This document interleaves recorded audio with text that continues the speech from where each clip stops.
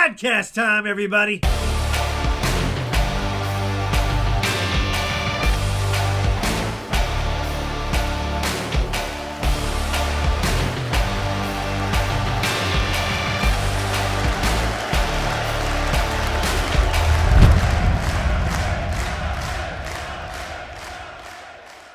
So we're jumping into our Encore episode here with Lauren Duffell. We just got done doing the recording session for the Sleep Like a Boss episode for the Mik Tek Studios podcast. But Lauren, and I was saying this in the preamble, there's a lot of really good and interesting points that we were kind of coming up with. I've never done this before.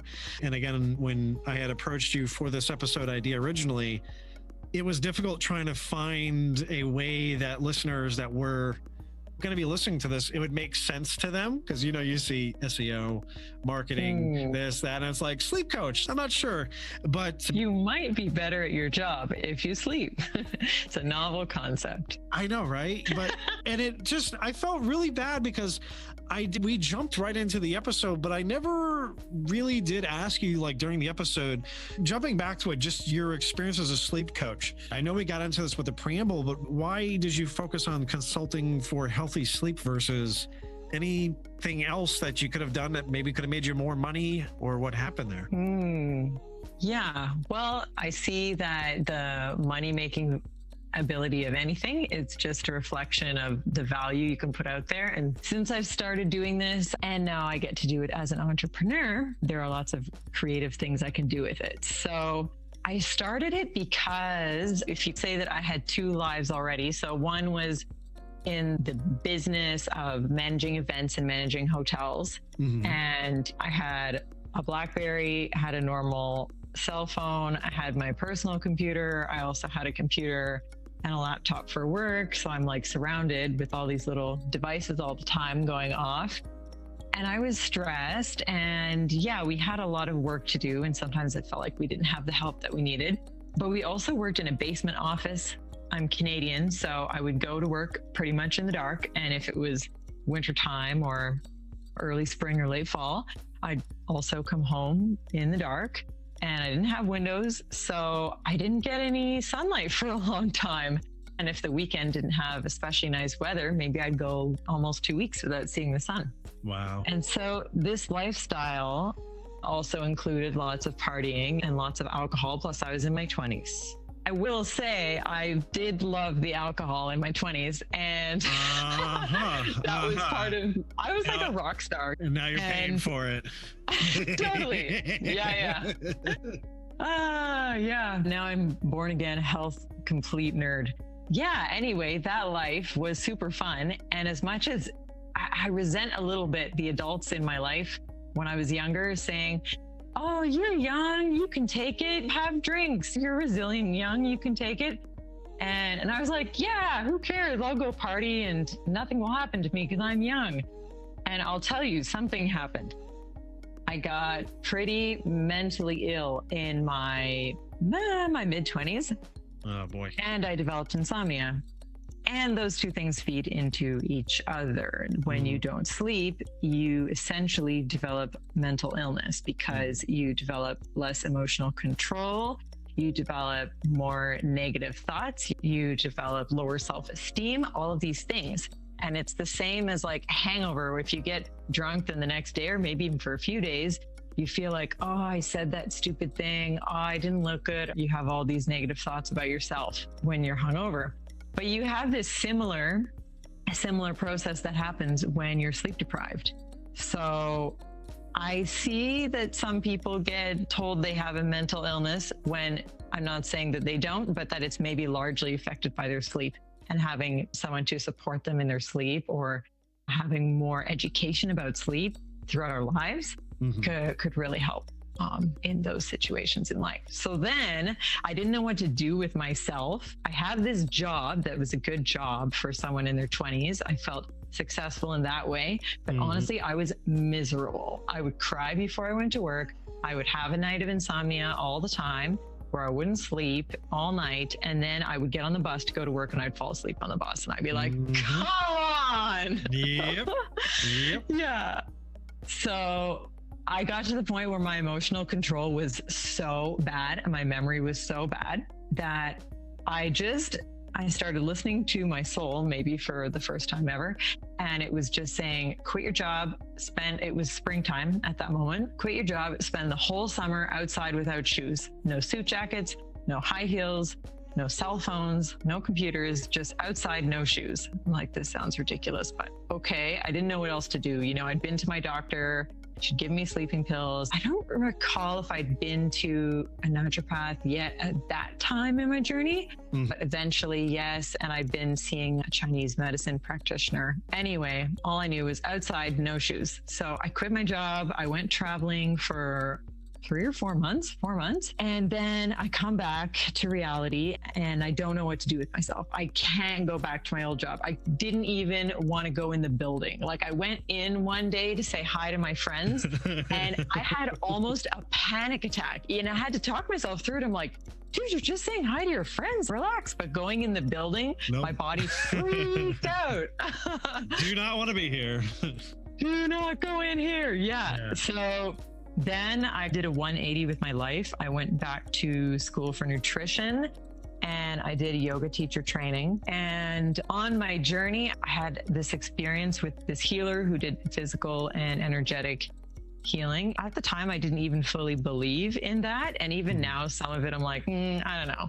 But the experience I had with him was insane. It changed my life. It made me realize that, okay, alcohol's got to go. Because I spent a period of time healing under his supervision. And then after that, I sort of a little bit went back to my old life and I felt my vitality just drop, like everything I had gained while I was away, while I was in the sun, while I was not drinking. And then I went to Spain to see family and then I came home. And anyway, on the way, there were some late nights and some drinks. I'm like, ooh, I could really see how that made me feel. And then I started working as a nutritionist after I graduated from that program. And luckily I got a job at the coolest place. If you want to check it out, it is called NutriChem. It's a pharmacy that's also a naturopathic clinic with nutritionists, with a vitamin IV lab, they make compound customized supplements. What they do is really cool. Wow. Yeah, so I learned a lot working there, a lot. I came through my insomnia while I was working there. And I'll say that the thing that got me through my insomnia was really a combination of everything. It was a combination of finally deciding to really learn to listen to my body and to drop some habits that I knew were bad for me. And also learning a lot about sleep and sleep science. I'll say I learned a little bit from my naturopathic doctor about sleep. I also did a cognitive behavioral therapy program for people with insomnia. And I did a lot of research. Like whenever at work we weren't busy with clients, we would just research something. So I did a lot of research on sleep. And then and this was just for myself, I wasn't planning on doing anything with it in my career. But people would come into our supplement store every day. I worked part-time as one of the managers of the supplement store. And I also worked in the clinic with clients. So I would have people honestly every day come into the store saying, I need to sleep tonight. What can I take? What can you tell me to take that will give me the sleep that I need tonight? Because I am dying not sleeping. And I just knew the answer is not that simple. You could take this whole bottle. I don't recommend you do that. Don't do that. But if you did, you might still not sleep. I was taking sleeping medication, prescription sleeping meds, and I still wasn't sleeping because the reason that you're not sleeping isn't because you're lacking sleep medication. It's internal. And that's the problem that I've also experienced. For me personally, drinking, I've never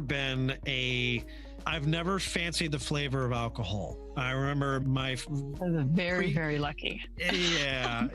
It's because I like the taste of, like, for example, I would go to, before I knew specifically about the whole gluten intolerance and celiac, I would go into like an Applebee's and I would do boneless buffalo wings, honey barbecue sauce, and I would do ranch, which I'm not a huge fan of ranch, blue cheese, and a virgin strawberry daiquiri and an ice water. And whenever somebody would give me a strawberry daiquiri after the fact, and it did have alcohol, I'm like, ew, there's something wrong with it. Like, yeah, it's alcohol. I'm like, oh no, I don't want that. They're like, so you basically just want like a smoothie. And I'm like, well, yeah, you know, Yeah. and that's just me. If I'm going to drink, I want to drink something that I actually enjoy. A sweet Moscato with a spicy pasta dish, or maybe some sort of taco or something like that. Very well accompanied.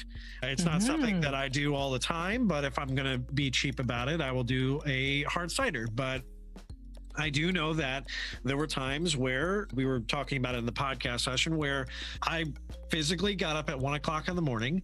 I was out the door by 2. I did not have a vehicle at the time. I biked an hour uphill, loaded trucks from 3:15 until 7:30.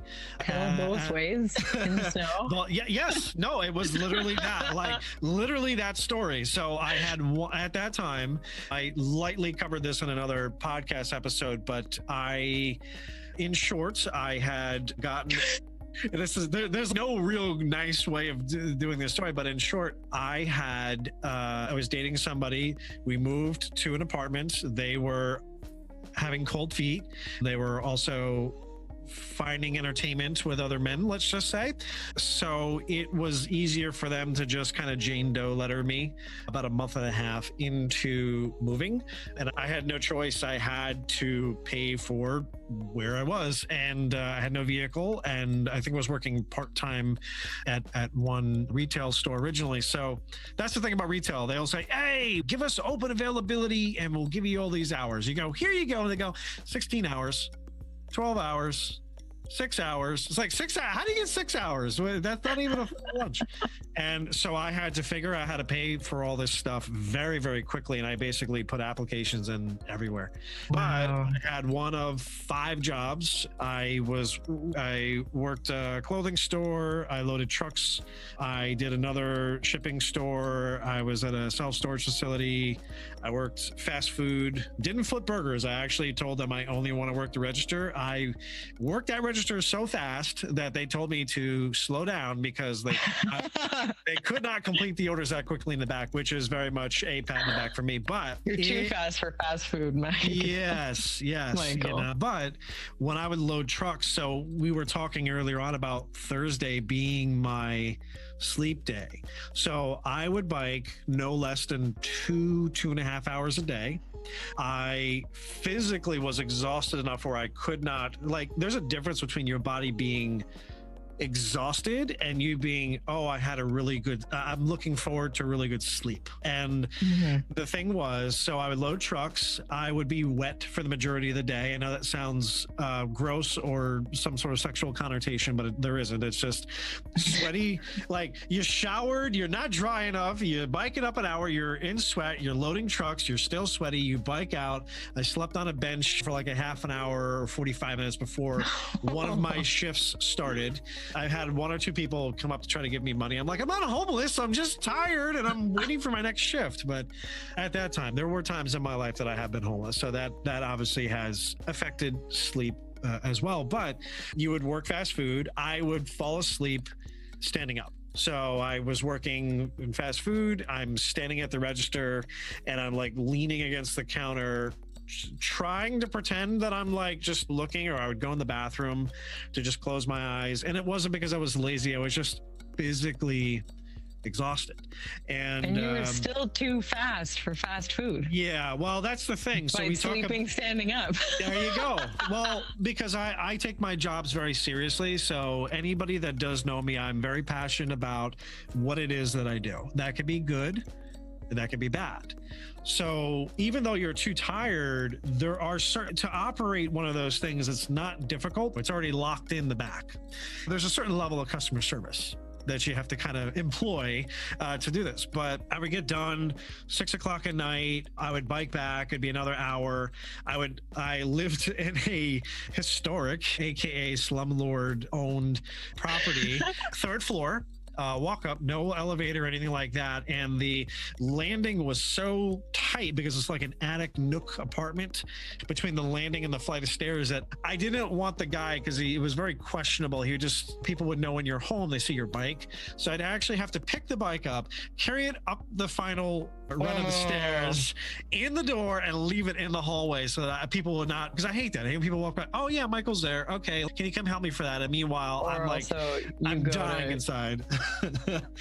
Yeah, or you could also go to work and find your bike's gone. If that could be, because he the owner of that building would also employ homeless people to come in and paint or do maintenance, and he would just fix them a sandwich. And so they would just hang around the property, and this was not a good place to live. But in short, yeah, I would come back. I would eat first. I would have to eat and shower very quickly, because the moment that food hit my system, my body would just like drop. Shut down. And as I went to shower, like I physically sometimes couldn't even finish a shower. I would dry off, and I'm dragging myself out of the bathroom, like literally marine crawling. And it's very difficult to do on wooden floors, and you don't have a lot of clothes, especially with a wet towel. So this is like, I don't want anybody to visualize that. Yeah, that is literally, I'm a dude, stuff is sticking to the wood that should not be sticking. And I would get to the bed, and it was a queen size bed, and I physically did not have it in me. I remember it still to this day. I couldn't pull I was done. I was gone. I fell asleep on the floor, and there's no AC. So there'd be a fan. I had an open window, which I did not control the heat or the AC, or excuse me, I did not control the heat in that apartment. So it was always too hot because it's in the top. And I had the window open literally almost all year round, unless it was like crazy raining or whatever it was. So wintertime, you'd have bats that would literally come in and hang out in the bedroom, and I'm like, all right, not cool, get out, because they're loud and they like to keep moving around. And yeah, they do. Where I was living at the Eco Lodge, I just left there about a month ago, and yeah, I would have bats in my room sometimes, and sometimes they would wake me up because they're flying in a circle in your room, and you just feel like too much wind just came past you. Like, what was that? Too much movement. It's 2:00 in the morning. Calm down. Go to sleep. I mean, I know you're supposed to be awake now, but I'm not nocturnal. And it's one of those things where I didn't realize it was a bat at first, because you're like, that's a weird looking butterfly. Why is it flying like that? And you're like, no, that's big and it has like hooks on the end. No, that's a bat. That's a bat. But in short, there was a difference between working your body beyond exhaustion so that you would just black out. And actually, there's the joke where how men and women... The sleep deprivation that went along with that. Yes. Well, by Thursday, I physically had to just black out. And then on the weekend, I would sleep for like 16 hours. I would feel amazing on Sunday. I knew I didn't have to work. I did that for 6 months. So imagine working 6 out of the 7 days a week, every single day for 6 months, and no car. So it was just like, I abuse my body. So your poor body. yeah, it has affected my sleep immensely, to the effect of I would almost put it as like a PTSD issue, because there was that paranoia of, oh my God, I overslept, like I told you about, because you were talking about being in a basement. When you wake up and you have a overnight job and it's light out, there is no greater fear of like, I cannot process what's going on. What happened? Why is it light out? You're basically working when it's dark out, and you're done. It should be light out. So what was your overnight job? Which job was your overnight? I loaded trucks as a package handler. So yeah. I had an overnight job once as well. I worked as a hotel manager and night auditor. Okay. That was a few years ago. And the first few months, I'm like, I can do this. I know it's not quote unquote good for me. When you're in your 20s, you're like, it's fine. Go for it. and then the weird stuff started happening. So then I noticed I would get more like swelling in my feet. At the end of my shifts. Yes. Yeah, like more water retention in my legs. and I started randomly throwing up. Just no rhyme or reason, completely. And I had to work a night shift that night. And after eating like a rich dinner with a lot of different ingredients and then doing an overnight, my body would just be so confused as to like, are we digesting now? Should we be sleeping or digesting, or what's happening? Because I didn't know back then that your digestion is part of your circadian rhythm. And there's so many parts of your circadian rhythm that you don't realize are part of it. And so then I just started, that night I threw up my dinner, maybe 4 hours later. Oh man. And then it just started happening where I was throwing up randomly all the time. And then I said to my boss, I don't think I can do this anymore, because also I have a fear of throwing up. I mean, I don't know anybody who goes, yeah, I love a good puke, but it is just... I feel like my friends back in the day, people don't puke so much in my life now because I don't have kids, but when early 20s and teenager, that's a topic of conversation. Like when, if your friends are partiers, then okay, yeah, oh, I drank too much. Oh yeah, I threw up and then I felt better. I wished that I could do that sometimes, that I could throw up and feel better, but I couldn't. So if I drank too much, I had to deal with that. And then obviously that's just to teach me not to drink so much, which thank God I learned that lesson. But when that started happening, I'm like, okay, these overnights, there's something really wrong here. Otherwise I never throw up. So I gave my notice, and then I still worked in hospitality, but I switched my focus more to events. And then, I went off in a different direction, managing events at a different hotel. So then that was in the basement. So I went from working overnight in the dark to working in a basement, which is also in the dark. What was I thinking? Started to see a pattern here. Few basements, because then if I was moving, I'd go apartment hunting, and they're like, basement apartment. I'm like, no. I want top floor.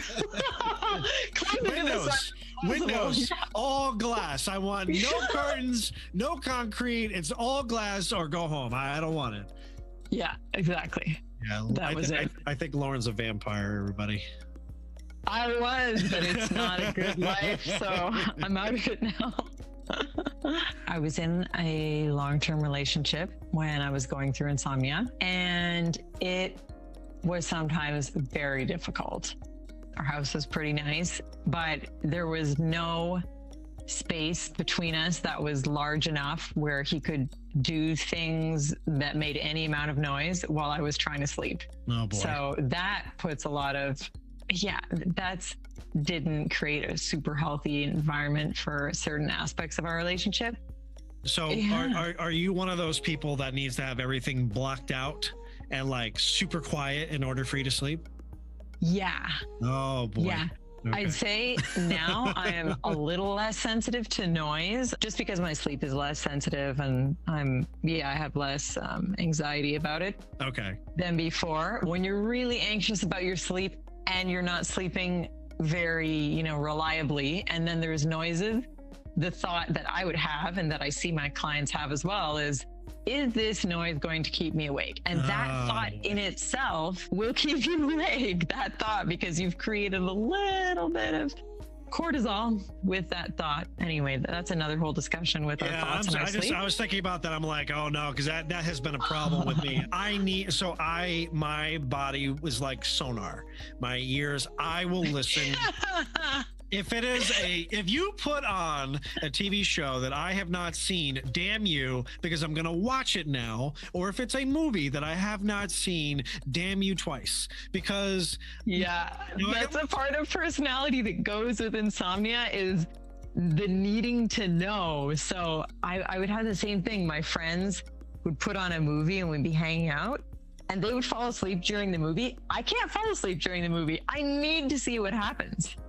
Well, That's just in it my depends on personality. it depends on the movie, but I mean, like for me, when I sleep, I've realized what has helped is, and it sounds silly, but ASMR videos, just that it isn't, I'm not really focused too much on what the person is saying, as long as it's not like singing bowls and stuff like that, because that will literally wake me out of my sleep in a rage. Like I don't want to hear bong like when I'm sleeping. No, shh, quiet. But I know, like I have literally, I'm dating and people are like, okay, it's time to go to bed, and they turn the TV off and they put the AC, low, whatever it is, and then all you hear is like the ticking clock in the other room or the toilet refilling, and you're like, oh dear Lord, this is gonna be the I gotta whole say, night. I hate ticking clocks. I've never liked them my whole life. I'm like, why does anyone want to listen to that? But it's too Even as a quiet. kid. It's too quiet. Like you need ambience, otherwise I'm gonna listen. My ex she lived in a neighborhood where it was a little more rural, and there was a rooster that was time zone compromised. Let's just call him. It's supposed to be sunup and the cockle-doodle-doo. He would be 11 o'clock at night, 2:30 in the morning. Hey, I'm up, you're up, and I'm like, no, dude, go to sleep. Like, shh, quiet. And it would just be like once, and you know that, like a dog barking or something. All right, I am now up. There is no, oh, let me lull back to sleep. Okay, I'll tell you, I'm living in Costa Rica. It's a skill sleeping through dogs barking, coyotes howling, roosters, insane rain. And every single building here has a metal roof with no insulation between the roof and the ceiling. That is living in Costa Rica. It is the loudest. I mean, it's not loud because of traffic or anything like that. Right. It's loud because of nature. The nature here is so loud. I've had to get used to it. Even the bugs and the birds here make incredible noises that you're like, what was that? Like R2-D2 is in that tree for real right now. The dogs at night, because the coyotes will start howling, and then the domestic dogs will start barking and howling at the coyotes. And man, it's honestly been kind of an interesting test for me as a sleep coach, because I'm like, okay, let's see how much of an expert I really am here. Let's put this to the test. Let's work through this. And it is, like I said, about the self-talk, because if you hear a dog and your reaction to that is F-bomb, now you've created a little bit of cortisol. So I started doing this thing where the dog or the rooster would start going, and I would say, the dog's name's Copito. He'd be barking, and if I woke up, I'd say, I love you, Copito. And then that would make me go back to sleep. Whereas if I was like, F off, Copito. Yeah. Now I'm awake, right? Because I'm mad. But if you don't get mad about it, then you can fall back asleep. And the thing is, if it woke you up, you were in between sleep cycles, probably, or you're in your lighter sleep in the morning. You're probably in REM. Whereas for something to wake you up out of deep sleep would have to be really loud. That's why fire alarms are so loud, because if you're in deep sleep, it's quite difficult to wake you up. But there's a lot of your sleeping time which is not deep sleep. So interesting. That's why there's times where I'm notorious for flying out of bed, out of a system, whatever it is. I went from literally 100% off to 100% on. Where I was staying, there was an attempted burglary with a neighbor, and it's open properties as far as for no fenced gates or properties, anything like that. And they had a landscape truck and trailer in front of the house, and they basically use it as like a low-key parking spot, so they don't have to go all the way out to the other side of town or whatever in the morning to go get the other things. And somebody had a Sawzall, which I did not hear. Somebody popped the wires underneath the vehicle for the e-brake. This is a big, expensive dually pickup truck that the neighbor had, and popped the lock for the truck, and then popped it into neutral and started pushing the truck away. And oh my gosh. the only reason that they got caught was because as it was moving, the alarm went off. They did not steer the truck properly. So it just kind of did once they were heard, the neighbor's kid turned the light on or whatever it was. And it kind of did like a slow roll into the tree. And people bolted. I think that because the neighbor started knocking on everybody's doors and asking if they had footage and stuff like that. And there's cops, out soon after. And there's at least 25 grand worth of equipment in the trailer by itself. We're not talking about the damage that was done to the truck. There's insurance and stuff like that.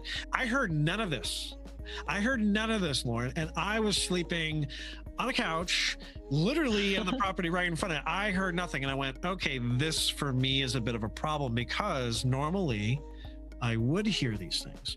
That's great. You were in a stage of deep sleep. No, but it's a paranoia because then that keeps you. So here is the balance that I try to strike all the time. I need ambience so that I'm not listening to every sound. But I also cannot have things being played enough where if something of that nature occurs, this could be a child of yours that's screaming that something happened and you need to go tend to them. This could be somebody breaking into your own vehicle. This could be somebody trying to wake you up. Hey, there's a fire, a need where that is the whole point, is to be alert and to be ready. And I understand as you get older, you're just not as sharp as you used to be, and you do crave and require higher volumes and intake of sleep than you would as a teen. I could power nap we joked. So when I was growing up, my father, we called him 6 minutes. Because that's how long you could talk to him while he was sitting on the couch, and within that time, his eyes would close, and within that 6 minute time frame, he was snoring. And you had to, people joke about it now, where, oh yeah, now people's parents are like their friends. No, there are jokes that I've seen, like Tom Papa, where he goes, "It's your father sleeping. Get out of there before he kills you." That was my father. He slept if he fell asleep on the floor, you didn't go in that room anymore. You didn't go on that area of the house anymore. You went outside and played until he decided to get up and go. I inherited that where, like we were talking about before, standing upright. I could literally fall asleep standing up. I refuse to change the seats in the Jeep because I could literally pop the seat back a little bit and I could be asleep. They're one of the most comfortable seats I've ever sat in any vehicle that I've owned or driven or whatever it is, and I could be asleep very quickly. Yeah. But did your dad also work a lot so that then when he would sit still, he would crash hard? To be honest, I don't really know exactly a lot of what my father did. So work-wise, he would work weird hours, but then again, maybe he wasn't. You wouldn't know. I didn't really know where he worked or what he did for most of the time. There are certain things that I'm not. There's a difference that you have to do sometimes in life, not to get too personal, but sometimes when somebody is making choices, decisions, or communicating with you, you have to actually separate that person as an individual with what their title is. So for example, as a sleep coach, I would feel that you would have my best interest in mind if I was your client, regardless as to what our personal relationship would be beyond the session or whatever it is, because above all, that's your want, that's your desire. But you may make some personal choices and I go, what is Lauren smoking here? This is not what I would be doing, and Why is Lauren living in Costa Rica? That country is so expensive. Yes, but the 6 minute thing, I could still fall asleep probably better than my father. Now, when I was working normal jobs, like I said, loading trucks was one of them, but I worked overnight in a call center another time, full time, and that's way easier, but also not any better for your body health-wise. And I'd always take advantage of my 15 minutes to eat, and I would use my 30, 45 or hour break that's supposed to be for your lunch to either sleep in those situations or power nap. So literally I would have power napping down to a science. Like literally there's a joke, there's a list. what a woman does before she goes to sleep. She empties the garbage, cleans the dishes, puts the things away for the next day, sets the coffee, checks all the lights, checks all the locks, does all this, does the laundry. What does a man do before he goes to sleep? He goes to sleep. He gets up and he goes to sleep. And I'm not going to lie, I am one of those people, but I also make sure that everything is locked and closed and ready to go so that when it is time, you ain't going to tell me twice, boom, and hopefully I am sleeping within 50 minutes.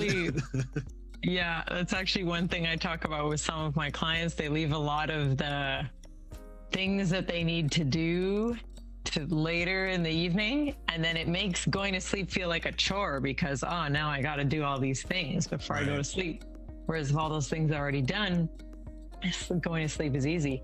Even down to, for some people, and this just depends on the sensitivity of the person, but some people, even the washing face and brushing teeth can really wake you up. Yes. And so if you're going to sleep because you're feeling sleepy and maybe you're actually already starting to experience a little bit of sleep, you don't want to wash your face right now and put the mintiest. Why do they do that? They make the toothpaste so minty your eyes cry while you're brushing. Like my eyes, I can't use that super minty toothpaste. I think at some point when I was a teenager, Crest came out with like orange toothpaste, which was really gross, and cinnamon, and I'm like, yes, anything but mint. I've never really liked mint my whole life, unless it's like mint from the garden and it tastes really herbaceous and you put it in a salad or something. I don't want mint that like. Plus, okay, I grew up in Canada. Do you think in the winter I want to brush my teeth with super minty paste and then go outside, and when I breathe in through my mouth, like, it feels colder than it already is, and it's minus 30. Why do you want that? Nobody wants that. That's so cruel. That's so true. These minty gums. I'm like, to me, it makes no sense. So I've been on the anything but mint toothpaste train for a really long time. But it's funny how that recommendation sometimes feeds into my sleep coaching, because people will say, I was falling asleep on the couch, but then I can't fall asleep in my bed. And I said, well, okay, what happened between the couch and your bed? They're like, I brushed my teeth, I washed my face. I'm like, well, did that wake you up? They're like, yeah, that really woke me up. I'm like, okay. So now we're going to do that earlier in the night. So people will say, and I tend to do things later on at night, regardless of how much sleep I had or not. I cannot do the get up first thing in the morning, 5 a.m. and go work out. I just physically cannot do that. I will work out. I will do it later on at night, 9, 10 o'clock at night. I will wrap up by midnight. I will shower and be in bed by like 1.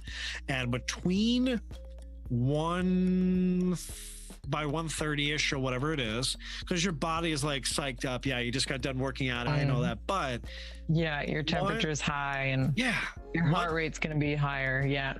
Once that all drops, I sleep like a rock, and I can get up right at 6, 5:30, whatever it is. Like literally if I do this regimen and I am consistent about it, and I don't hurt myself during a workout and whatever it is, methodically, with or without an alarm, I wake up 5, possibly 10 minutes before my alarm in the morning, because I have gone back to what it is. Now, the difficulty is if I run a 14-hour day, a 16-hour day, I did not eat appropriately, I'm stuck in longer than usual traffic, I'm not getting back, and I just want to drop at 8 o'clock at night, I have to close my eyes for at least an hour in order for me to make it to that 10 o'clock time frame, because if not, I will black out, sleep, go to sleep, whatever it is, 8:30 at night, like a child. But it is because I need to get up at 5 or 5:30 in the morning if it is a full roster like that. But I listened to one of your lives with one of the, I don't know if it was a workout coach or whatnot. I was mopping, so I was kind of paying attention, but I wasn't. But she was talking about getting up really early and working out, and she couldn't do it at night because she'd be too awake. If I came back and I did not shower, which is gross, and then you have gross skin and breaking out on your face, I could go to sleep just like that no questions asked. Like I'm literally tired, ready, could just go to sleep like that. I would be sore in the morning, and depending on where I fell asleep, wouldn't be good for my back or recuperating muscles. Oh, yeah. Not to call you out at all, but I'm going to call you out a little bit. Go ahead.